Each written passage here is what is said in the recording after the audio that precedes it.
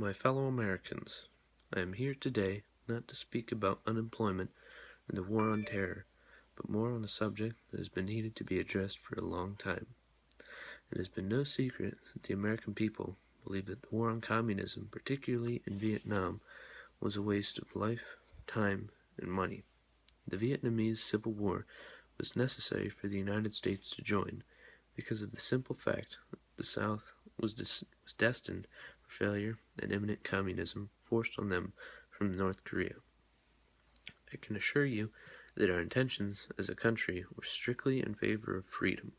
Before the war in Vietnam, when we as a country were in a slight confliction with what was formerly known as the Soviet Union, we used a tactic known as containment. Containment was genius. It squeezed the life out of communism and let the people choose what they wanted. Containment worked perfectly against the Soviet Union and protected all of Western Europe from becoming communist. One of the mistakes that we as a country made when we went to war with northern Vietnam was that we tried to recycle containment.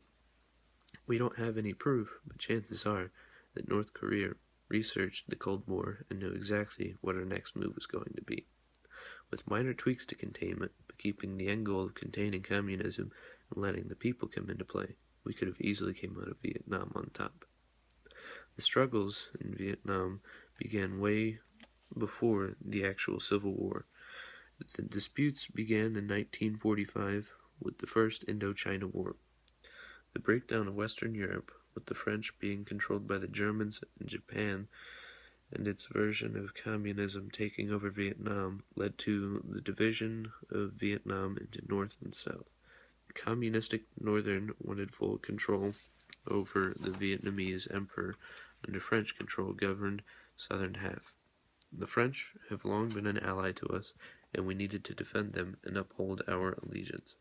By absolutely no means were our tactics correct, but we must support our past decisions as a country, or else we will always be second-guessing ourselves as a nation. Our use of chemicals such as Agent Orange and napalm was not necessary in the slightest, but if we don't learn from our mistake, then we will make the same mistake over and over again. Due to these unnecessary tactics, we caused an undeniable amount of unneeded death. We retreated to these tactics because the North Vietnamese army did not have a uniform. Because of this, if you didn't want to die in Vietnam, you had to shoot everything and everyone that wasn't from America. To this day, you can still find landmines in the ground in Vietnam. The Vietnamese used a large amount of explosives and tripwires. When the United States got involved in World War II, we had all hands on deck. Every soul in America was helping the cause of the war on a daily basis. Now let's head back to the subject of containment for a brief moment.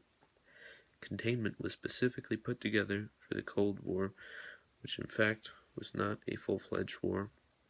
It was a slight conflict that never ended up with the United States invading the Soviet Union.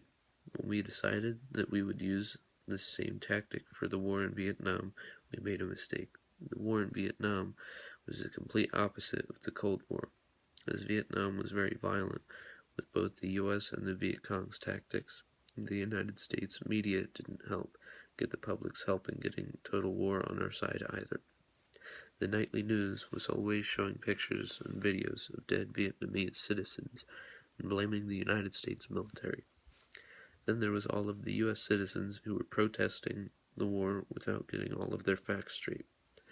And then they would pressure other citizens into their beliefs on the war in Vietnam. Finally, after about 20 years, all of the protesters got just what they wanted, and the United States military took back on their word that they would protect South Korea and everybody in it. In March of 1973, the U.S. military came home. Not very long afterwards, in April of 1975, the South Korean capital fell to North Korea.